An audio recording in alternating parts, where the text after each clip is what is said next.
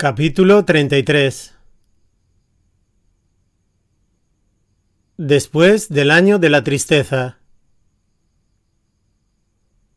En el año que siguió al año de la tristeza, la peregrinación tuvo lugar a primeros de junio, y en la fiesta del sacrificio el profeta fue al valle de Mina, donde los peregrinos acampan durante 3 días. Desde hacía varios años era su costumbre visitar a los distintos grupos de tiendas y proclamar su mensaje a todos aquellos que deseasen escucharlo, recitándole los versículos de la revelación que se sentía impulsado a recitar.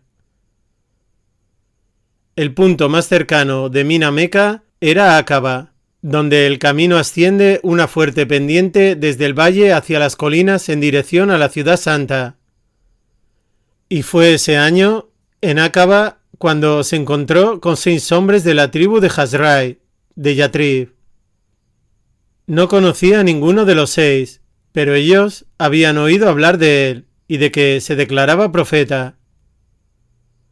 Y en cuanto les dijo quién era, sus caras brillaron de interés y le escucharon con atención. Todos ellos conocían la amenaza de sus vecinos, los judíos de Yatrib. Un profeta está a punto de ser enviado. Nosotros le seguiremos y os daremos muerte como Az e Hiram fueron masacrados. Y cuando el profeta hubo terminado de hablar, se dijeron unos a otros: ciertamente, este es el profeta cuya venida nos anunciaron los judíos. No dejéis que no sean ellos los primeros en aceptarle. Luego, después de 1 o 2 preguntas y respuestas, cada uno de los 6 hombres dio fe de la veracidad del mensaje del profeta y prometió cumplir las condiciones del Islam que él les había expuesto. Hemos dejado nuestro pueblo, dijeron, porque no existe gente más fraccionada por la enemistad que ellos. Quizá Dios quiera unirles por medio de ti. Hablaremos con ellos y les pediremos que acepten tu religión, como nosotros la hemos aceptado. Si Dios los reúne en torno a ti, no habrá hombre más poderoso que tú. El profeta continuó visitando a Abu Bakr en su casa entre las viviendas de los Bani Yumá. Estas visitas fueron un aspecto memorable de la infancia de Aisha, la hija menor de Abu Bakr. Ella no recordaba un tiempo en que sus padres no hubiesen sido musulmanes y en el que el profeta no los visitase a diario. Durante este mismo año que siguió a la muerte de Jadilla, el profeta soñó que veía a un hombre que llevaba a alguien envuelto en una tela de seda. El hombre le dijo: «Esta es tu esposa, descúbrela, pues». El profeta levantaba la seda y allí estaba Aisha.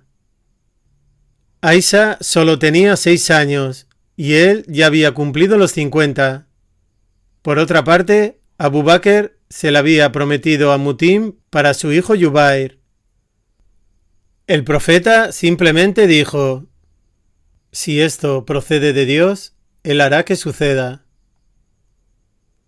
Algunas noches después vio en el sueño a un ángel que portaba el mismo fardo de seda, y esta vez era él quien le decía al ángel: «Muéstrame».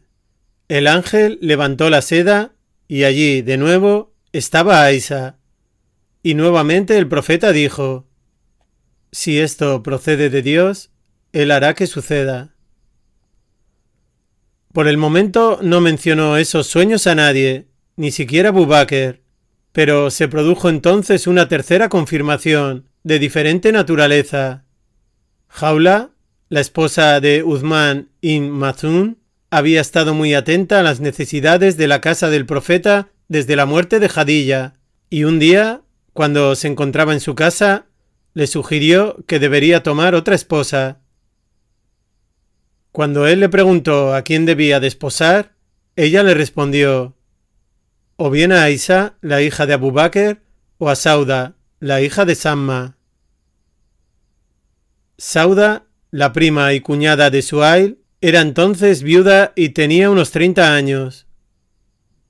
Su primer marido, Sakran, el hermano de Suhail, la había llevado consigo a Abisinia y habían sido de los primeros en regresar a Meca. Sacrán había fallecido poco después de su regreso. El profeta le dijo a Jaula que intentase arreglar sus matrimonios con las 2 novias que había sugerido. La respuesta de Sauda fue: «Estoy a tu servicio, oh enviado de Dios». Y el profeta le envió este mensaje: «Pide a un hombre de tu gente que te entregue en matrimonio». Ella eligió a su cuñado Hatif, que por aquella época había vuelto también de Abisinia, y él se la dio en matrimonio al profeta. Mientras tanto, Abu Bakr habló con Mutim, que fue convencido sin dificultad para que renunciase al matrimonio de Aisha con su hijo.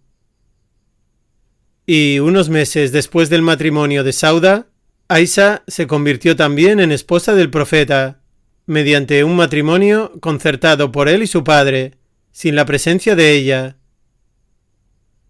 Ella diría más tarde que había tenido el primer indicio de su nueva condición un día que estaba jugando fuera con sus amigas, no lejos de su casa, y su madre se aproximó, la tomó de la mano y se la llevó adentro, diciéndole que en adelante no debía salir fuera a jugar, y que en vez de eso serían sus amigas las que vendrían a su casa.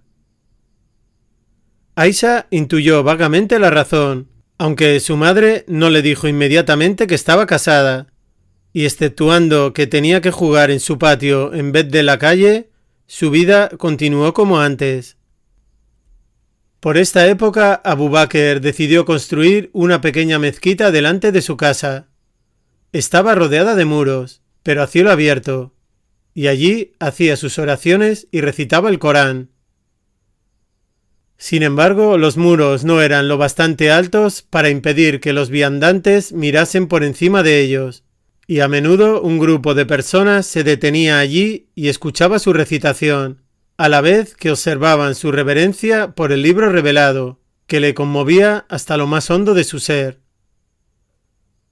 Umayya temió entonces que aumentase aún más el número de conversos de Abu Bakr, y a instancia suya los jefes de Quraysh enviaron una delegación a Ibn al-Duguna, recordándole lo que le habían dicho cuando decidió darle su protección, y señalando que los muros de la mezquita de Abu Bakr no bastaban para hacerla parte de su casa.